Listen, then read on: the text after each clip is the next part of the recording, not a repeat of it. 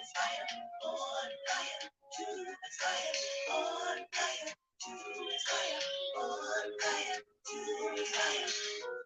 excited and tuned in for a time of refreshing with Miss Aleigha. It's a show.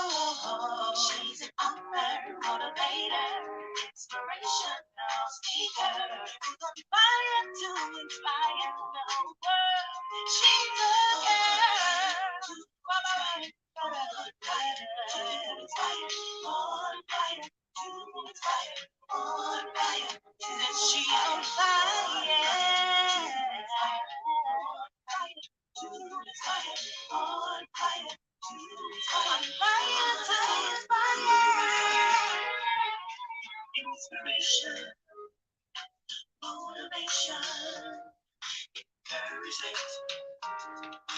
empowerment. You need inspiration, a little bit of motivation. See, well, thank you for tuning in to the show. Thank you, thank you, thank you to the sponsors of the show. Thank you, thank you. Welcome, welcome, welcome to On Fire to Inspire. I am Aleigha, your host. I'm the Purpose Midwife. I want to thank you so much for joining us this beautiful, beautiful Tuesday evening. You could have been doing anything else, but you chose to spend it with us. And for that, we're totally grateful. So I'm not going to prolong the time, y'all. We're going to be learning about our rich heritage this evening. But before we jump in, I want y'all to do me a favor. Hit that share button while I thank our sponsors, okay? So do me that favor, hit that share button. Hello, everybody over in Facebook land, everybody in LinkedIn land and YouTube. If you are not already a subscriber to our YouTube, please go over and visit Aleigha, the Purpose Midwife, and hit that subscribe button, okay? And after the show, I want y'all to hit like and tell us which person that was presented to you stood out to you, okay? All right, so we want to thank our sponsors again tonight. We want to thank uebdesigns.com. UEB Designs, they love to accessorizing you as their favorite part of the outfit, right? But this time I told her I was looking for the Black History look. And so she actually completely did the entire outfit today, from the dress to the headpieces to the earrings, the bracelets, everything that I have on today is by uebdesigns.com. So thank you, UEB Designs, for the look. They did my complete. She's a stylist and she does the jewelry and accessories. So uebdesigns.com. And they do, like I said, their tagline is "Let us accessorize you," because accessorizing is our favorite part of the outfit. Okay, and then we have Hetty J. Simmons. Hetty J was our poet that was our guest last week. And the name of her book is Just Be You. And if you want to get a copy of her book, you can find it at apoeticministry.com. Now, ministry is spelled like menace and then tree, Tree, apoeticministry.com. And you can get a lot of great, great poetry from her. And it's poetry inspired from totally from the Lord. So y'all would really love it. It will speak to your spirit in so many ways. If you are a leader of any sort and you don't have this book in your arsenal, you are behind the eight ball. Y'all better go get it. So go to Leadership Inside Trajectory is the name of the book, and you'll go to iworkfaith.com and you'll be able to get it. It is by my big brother and pastor, Apostle Ricky D. Surrett, and it is Leadership Inside Trajectory. You can find it at iworkfaith.com. Now, y'all, if you are an entrepreneur or an aspiring entrepreneur, if you're not already a part of mombizboss.org, y'all got to join mombizboss.org. We have the best brunches once a month. It's virtual for those of us, because some of us don't live in, the same state. So they have great speakers, great opportunities to network and share your business. So that's mombizboss.org. And MOM stands for Multiple Operational Managers.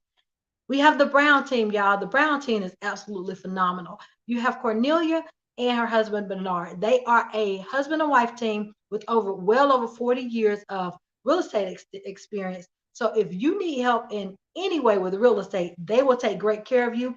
Tell them you heard it right here at on Fire to Inspire, and you can reach them at 404-843-2500. They can take care of anything from renting, investing, selling. They got you. So that is the Brown team of Home and Garden, Metro Brokers Home and Gardens of Atlanta. And that is Bernard and Cornelia. They'll take great care of you. And then finally, if you don't already have a copy of one of my books, y'all need to go to www.onfiretoinspire.com.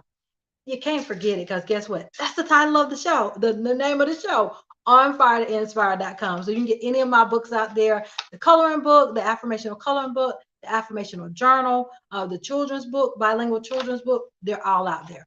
All right. So without further ado, we're going to bring our guest on. Tonight, we're going to learn about our rich heritage. And the task that they have is they had to present someone to us, but they're presenting someone that we don't hear about each and every year. Because what is that to be learning when we're not learning anything outside of the ones we know, right? So I'm going to bring our first guest on, my godmom and playwright, Miss Tresa D. Smith. We're bringing her on. So welcome back to On Fire to Inspire. How are you this great evening? Hello, hi, my dearest, and how are you? I am great. I want you to, although you're not new to On Fire to Inspire, but we may have some listeners that are listening live or watching us live or watching a replay. So I want you to introduce yourself to our listeners. Good evening, listeners. I am Tresa D. Smith, and I am a native of Macon, Georgia. I've been in Atlanta for almost 40 years now, and I am the proud mother of a daughter and a grandson to whom I am just totally in love with. I'm a playwright. I'm an author. I'm a director, producer, and I just love life, and I love Aleigha. And thanks everybody for being on. But I wanted to bring some little highlights of what our heritage means to me. I am a retiree from the phone company. It was Bell South when I retired.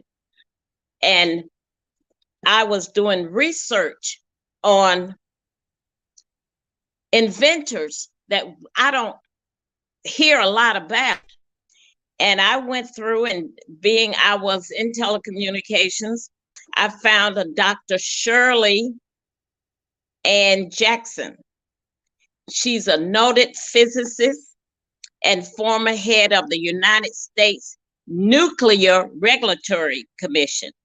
She was one of the first 2 Black American women to receive a doctorate in physics in the United States, and the first to receive a doctorate from MIT. That's the Massachusetts Institute of Technology. Now, during the time I was growing up, I only have 3 minutes, so I can't go through my childhood, but I want you to know, we had a telephone, but we had a party line. We could not use the phone while someone else in the community was on the phone. And this is a touch tone phone. Dr. Shirley Jackson invented the touch tone telephone.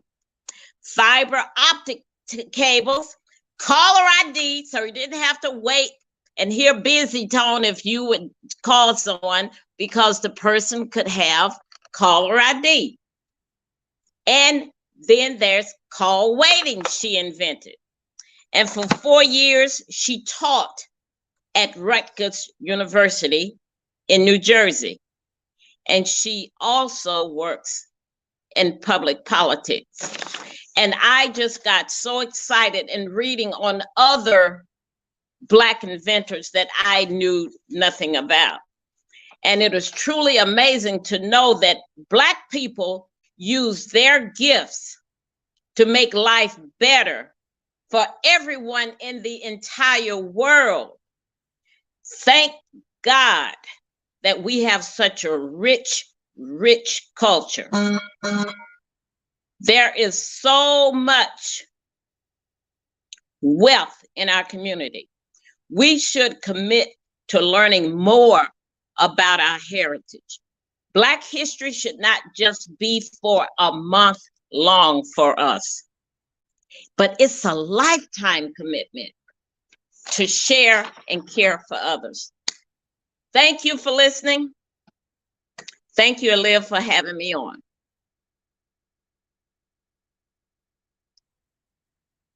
I can't hear you, Aleigha. Thank you so much for coming on and sharing with us about Dr. Shirley Ann Jackson. I never heard of her, never knew about her. Anybody out here, show in the comments if you knew about Dr. Shirley Ann Jackson. Did you just learn something tonight? I know I personally did.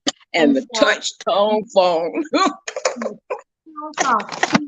new age kids don't know anything about the touch tone phone. You know, the kids that are young, but many of us that are seasoned have a little more seasoning.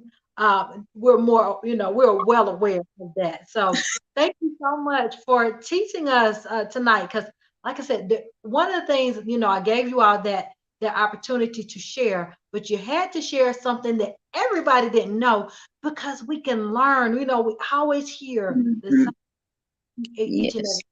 So thank you for sharing with us tonight. And have a great evening. Thanks again. Okay, thank you.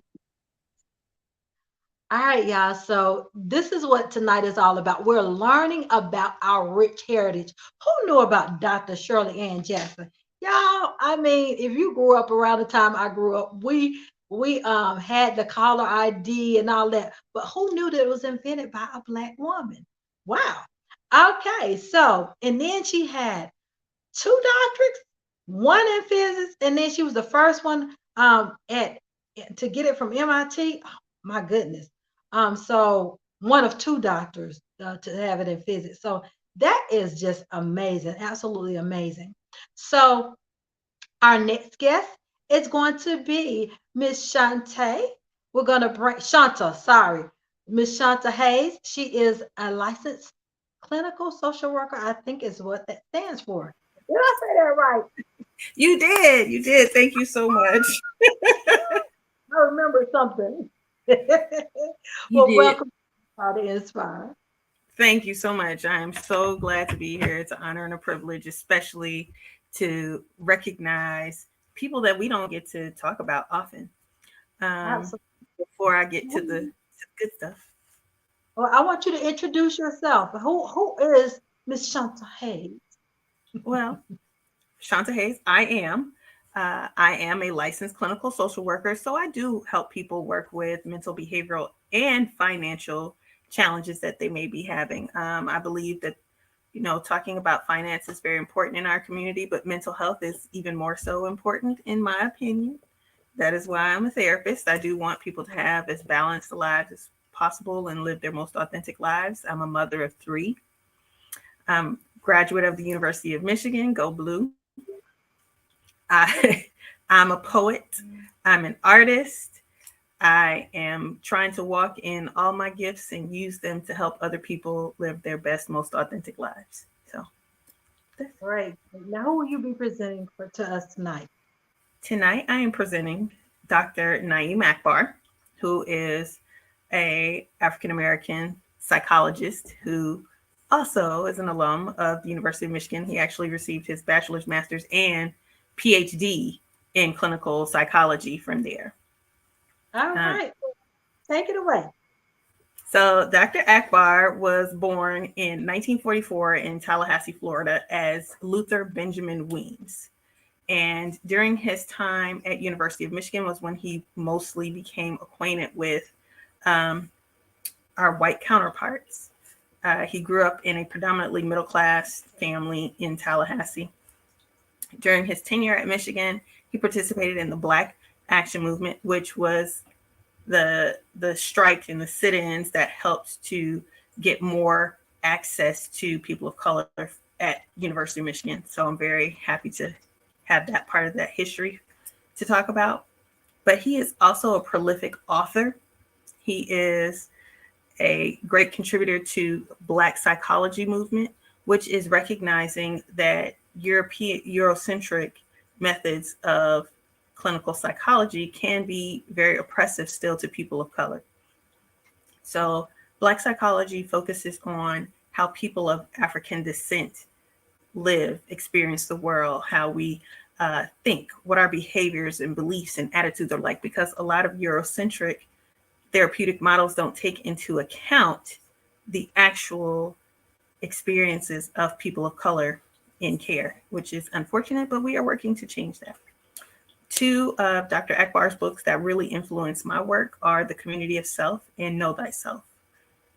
His work has really helped to shape how I approach working with clients and getting them to be very familiar with themselves. After he graduated with his PhD from Michigan, he went on to teach and develop the Black Psychology program at Morehouse College. He also created classes at Norfolk State University before going to Florida State University, where he was on faculty for 28 years before retiring in 2008. One of my favorite quotes from Dr. Akbar is, "You must structure your world so that you are constantly reminded of who you are." I think that is critically important, and the work that we do in mental health helps people to actually see who they are. And when we can see who we are, then we can really put ourselves into the world so that we are able to contribute greater to it. Oh, I'm sorry. One more thing. He was the American Psychological Association's 2022 Presidential Citation Award recipient. And that's one of the highest honors you can receive in psychology for his contributions. So, very excited. And his name is Dr. Akbar? Yes, Naeem Akbar, A-K-B-A-R. Wow. I've never, this is new to me too. So y'all put in your comments. Anybody ever heard of Dr. Akbar? Did you learn something tonight about the heritage?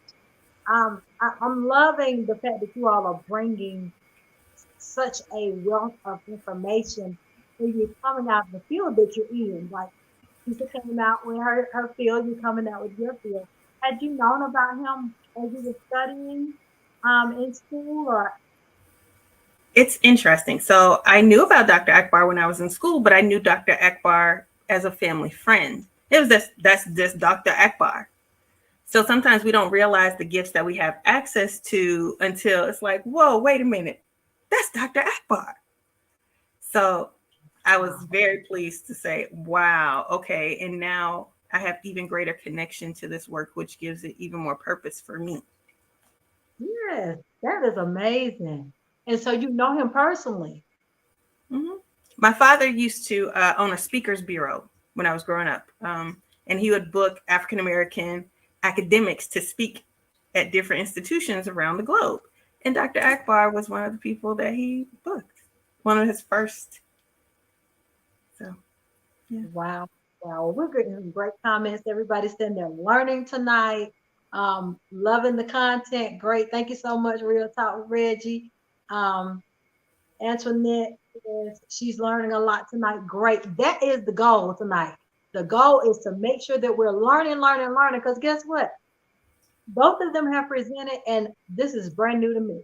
And I'm like, wow. So I'm loving it. Thank you so much for joining us, and thank you so much for sharing about our rich heritage. Thank you for having me. It was a pleasure. You're welcome. Thank you. All right, y'all. So we are learning. Anybody else? I see that everybody's saying they're learning, but I mean, anybody else feel like, wow, we're the ages that we are, and we've never heard this stuff? Anybody feeling like that? Because that's how I'm feeling right now. But anyway, we're going to keep moving along as we're learning and diving into our rich heritage. This is actually going to continue next week as well. But we're going to have some other perspectives as well next week. So yeah, we got some great stuff. We're learning. All right. So we're going to bring up our next guest. Our next guest tonight is Dr. Denise Gines. Y'all ready? So Yeah. welcome. How are you this evening? I am wonderful.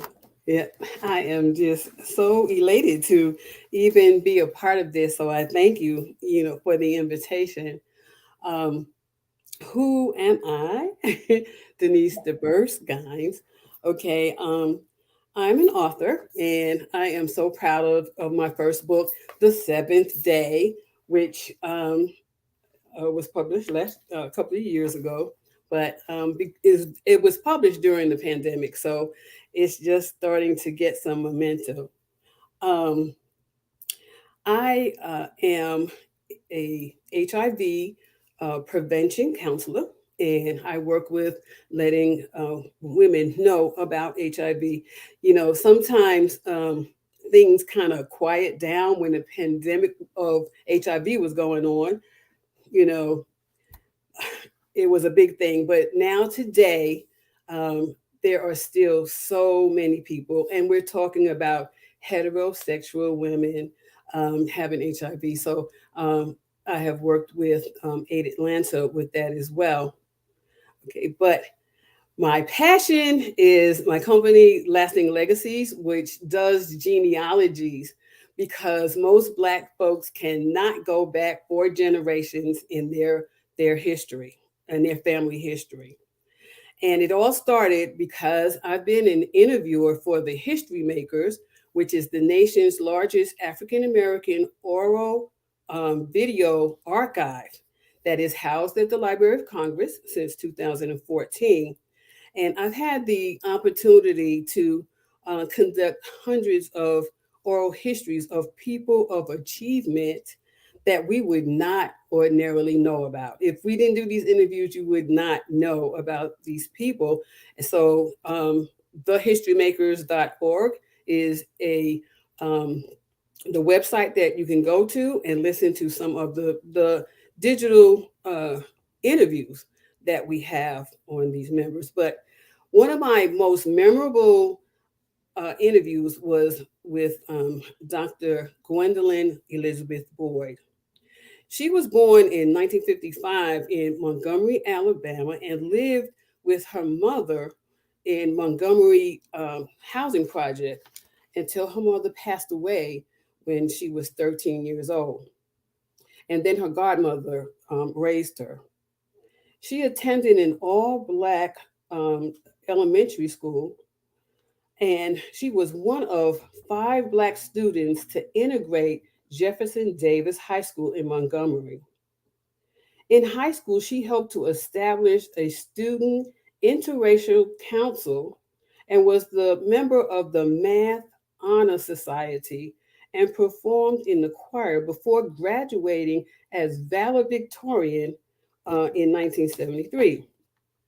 She attended the historically Black Alabama State University in Montgomery on a scholarship. She graduated summa cum laude with her BS degree in mathematics and minors, a double minor, in music and physics. She received a fellowship to attend Yale University School of Engineering, becoming the first Black woman to receive a master's degree in mechanical engineering from that school.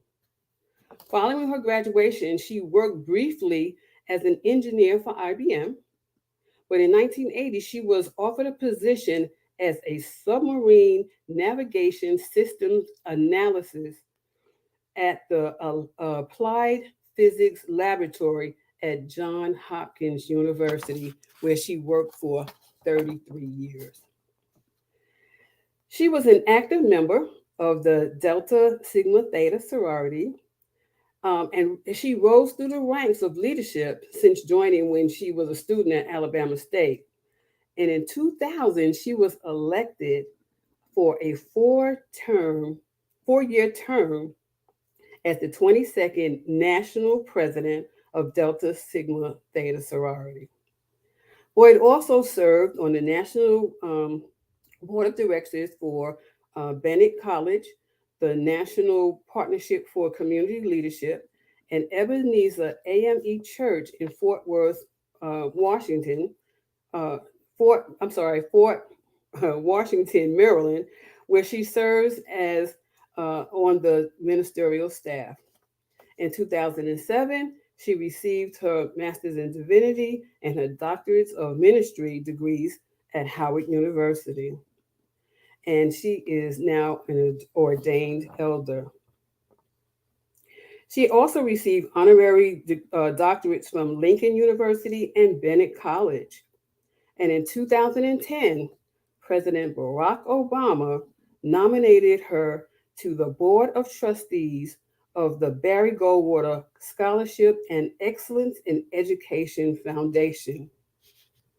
And in 2014, she would become the first woman president of her alma mater, Alabama State University, and served until 2016.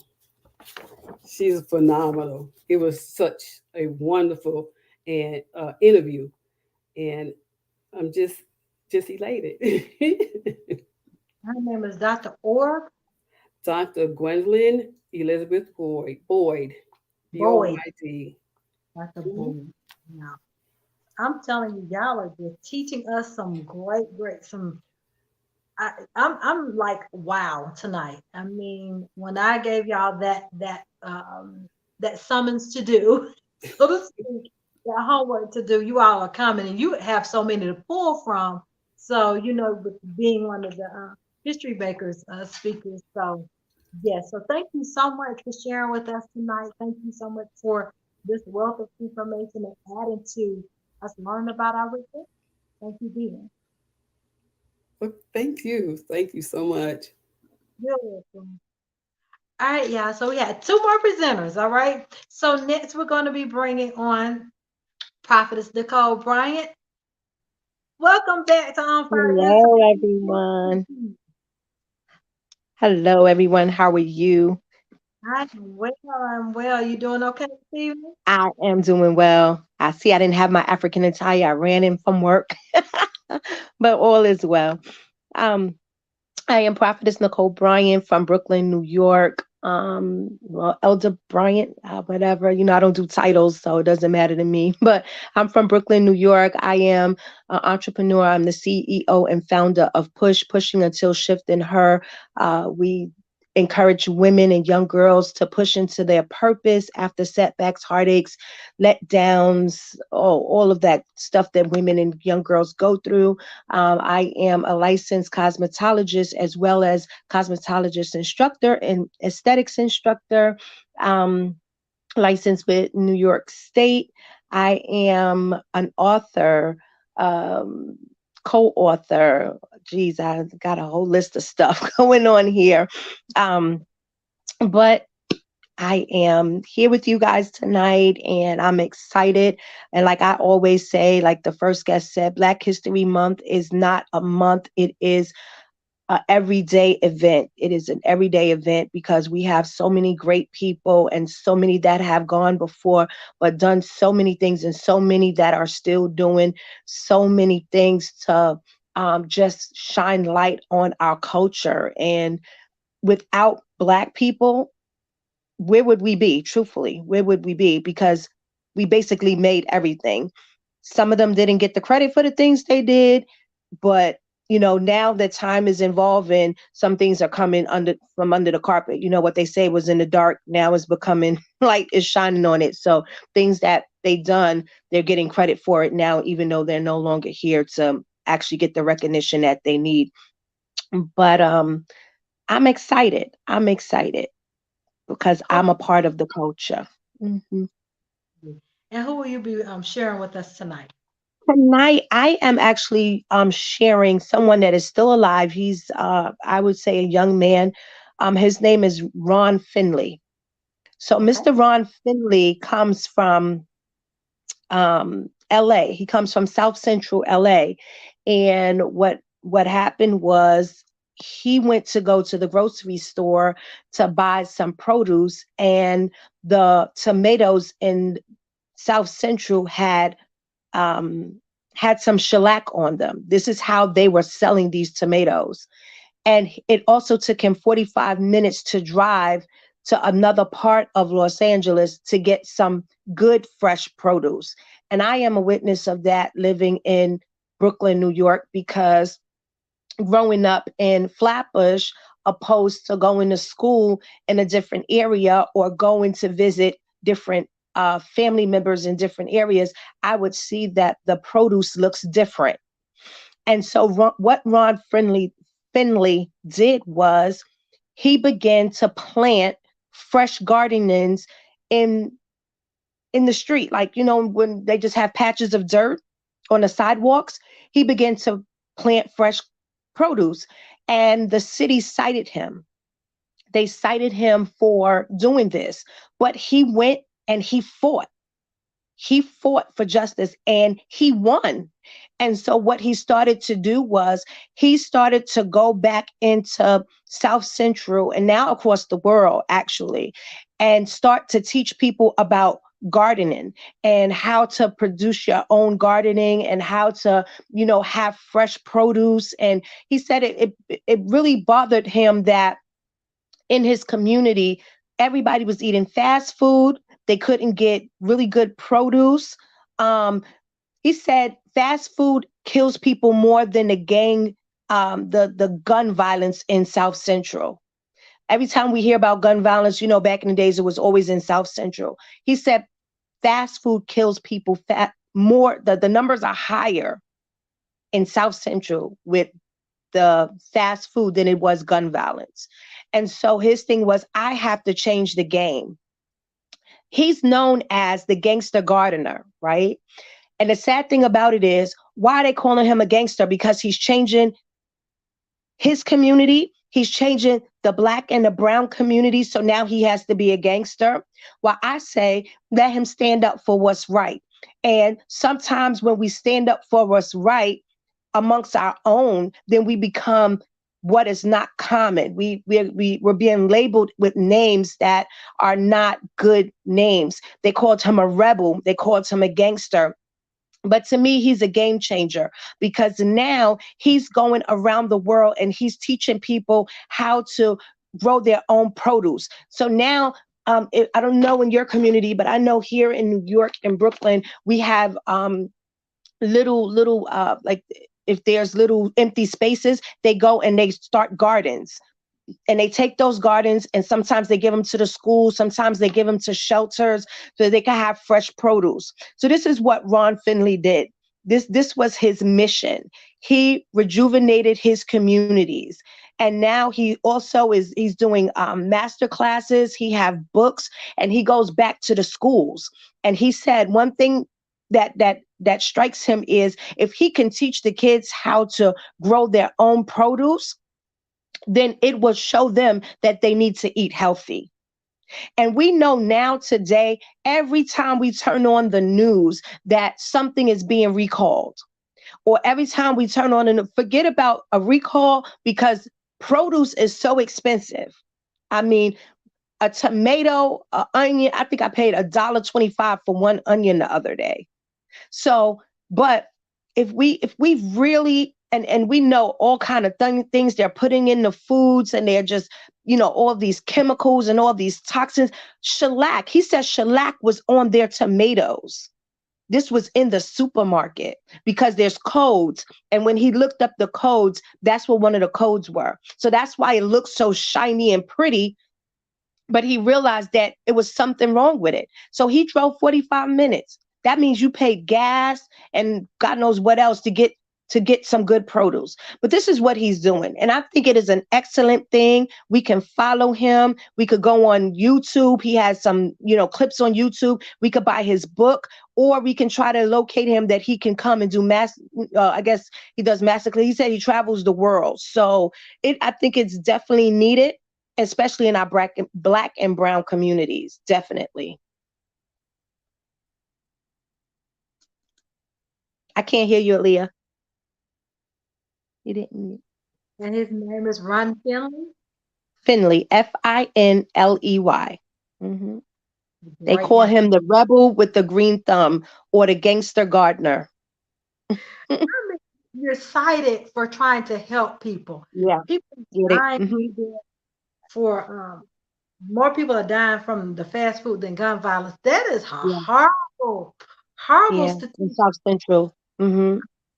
Oh my goodness. Well, I thank you so much for sharing him with us tonight. I'm telling you, I am so loving all of the information tonight.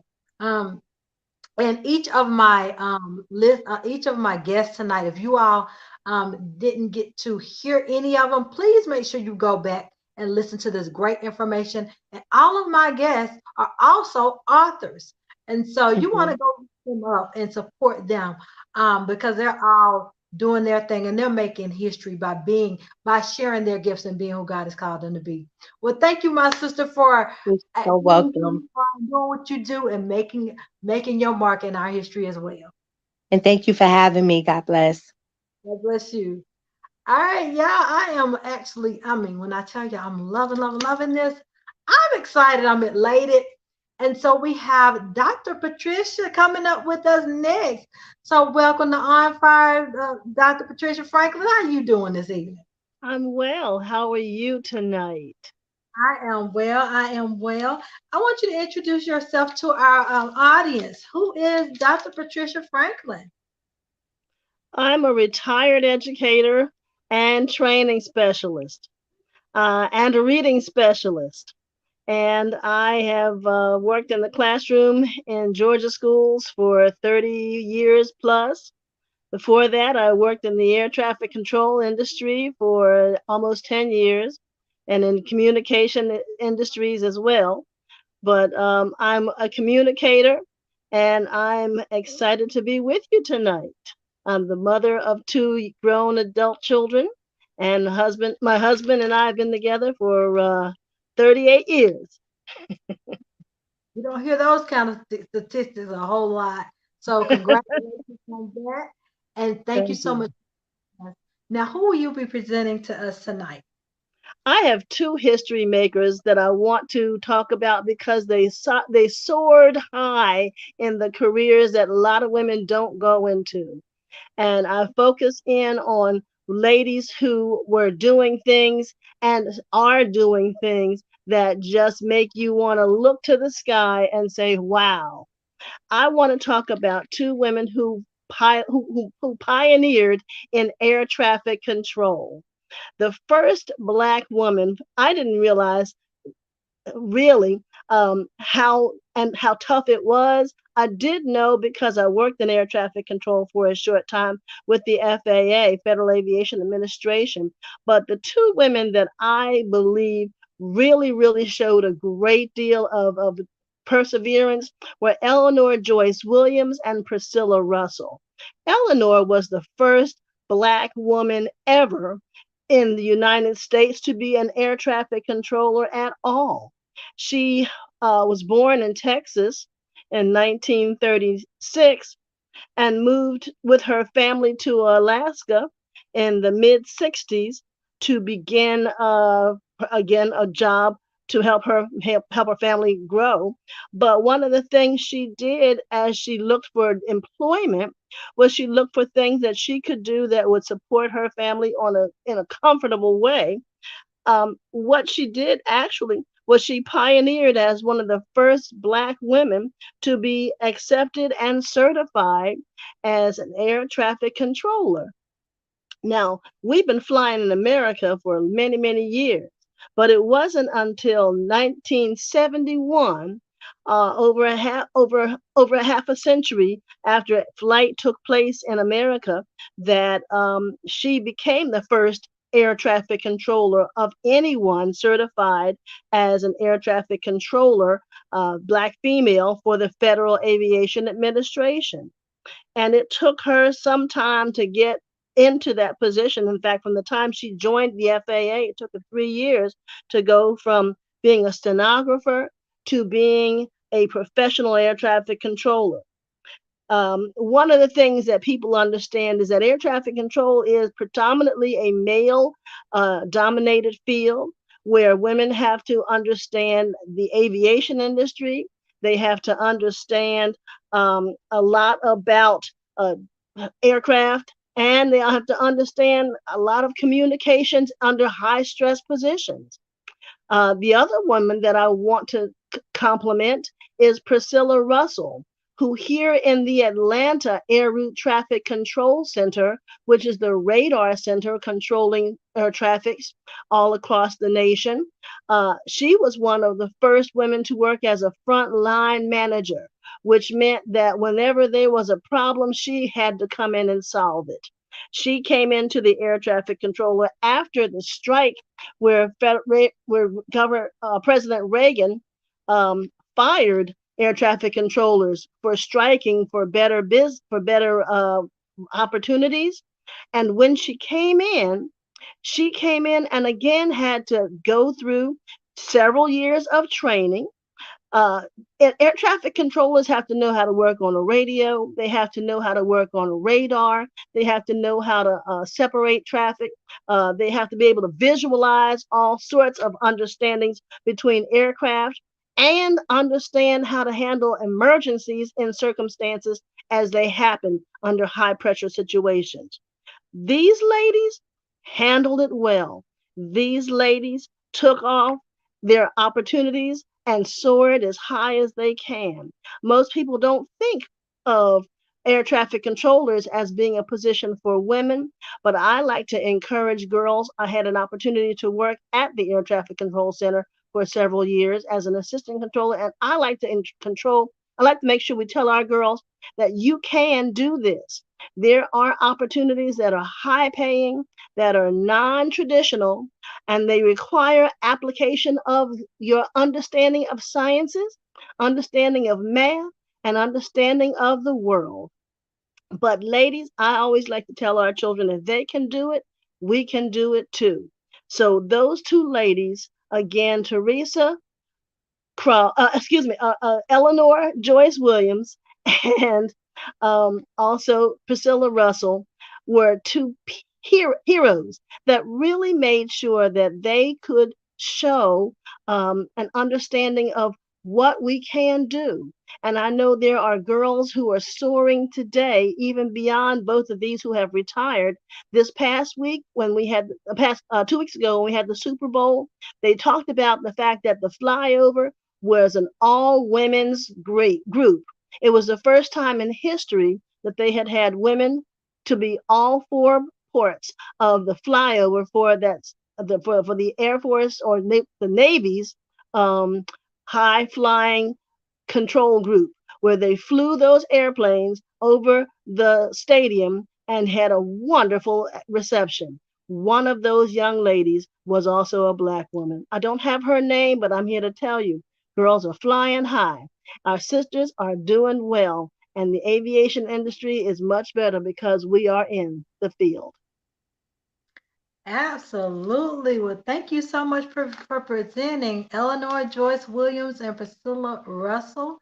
I tell y'all, I am, as I've said before, I'm elated about all of this new knowledge that I've taken on tonight. Anybody else feel like that in the comments tonight? We do have people responding to us in all three, over on LinkedIn, YouTube, and on Facebook. So thank you so much for sharing with us tonight. And we look forward to continuing to learn more, because y'all, it's not about celebrating in a month or a specific month. We need to continually learn. I don't even want to get on the soapbox of them not teaching in schools, and a lot of schools now they're trying to not teach but our history is what made history. But we're not gonna go there tonight because we'll be in a whole long. Yes, Antoinette says such a plethora of information, absolutely, and some great rich information. So again, thank you for joining us this evening and sharing. Thank you. You're welcome. So y'all, tonight I tell you, the ladies they understood the assignment and they came with it. They brought you all. Thank you so much, Dr. Lorinda. She said it was great and it was very educational. It was great information, y'all. I mean, everybody brought some stuff that we'd never heard of. I know I hadn't. And it's almost embarrassing to say that we don't know so much about our heritage, but it's the truth. And so if you don't dig and find it for yourself, you're generally not going to find it. But guess what? Y'all going to get an opportunity again next week. We're going to have a brand new set of great panel presenters, and they're going to bring us some more little known facts on next week. So y'all stay tuned. Tell a friend. Y'all share this replay with a friend, family, someone. Also, if you have not already, go out to our YouTube channel, Aleigha the Purpose Midwife, and go and subscribe. And you can go back and listen to virtually any of our shows. Comment and like and comment. What stands out to you? What's standing out to you that's hitting your spirit? Because I tell you, you're not the only one, number one. And number two, as we learn about, and I think Shanta, one of them said something about, it was Shanta. It was Shanta. Shanta said something to the effect of, when we understand who we are, then we'll, change things. And she didn't say exactly that, but there was a quote that she said, "You must structure your world so that you are reminded of who you are." And I don't remember who quoted that. I think the quote was from Dr. Akbar. And so we have learned so much. And so please go back and share this information with your family and friends. Share this replay. And again, thank y'all so much for tuning in. We look forward to seeing you same time, same place next week on Fire to Inspire. I am Aleigha, your Purpose Midwife. Thank you to all of our sponsors. And if you're interested in sponsorship, email us on onfiretoinspire@gmail.com with the subject of sponsorship. Y'all have a beautiful, beautiful night. We'll see you next week. Love y'all. Happy Black History Month.